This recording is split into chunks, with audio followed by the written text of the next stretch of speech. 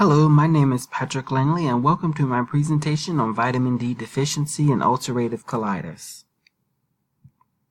The prevalence of vitamin D deficiency when combined with Crohn's disease, prevalence of ulcerative colitis is 400 to 600 cases per 100,000 in the United States, which estimates the total population to be 2 million persons affected by ulcerative colitis.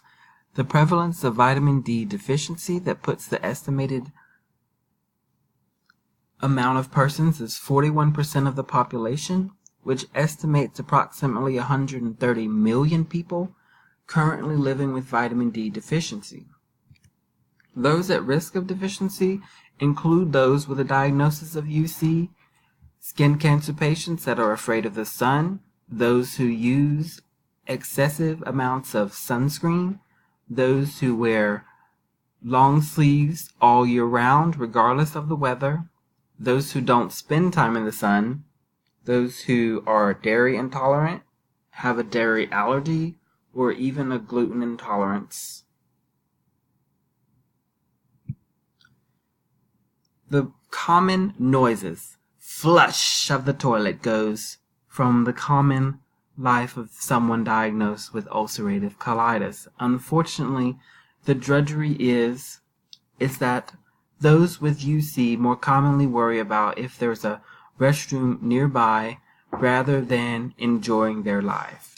Food sources of vitamin D include fatty fish, fortified foods such as milk and cereal, as well as a major source, eggs and orange juice.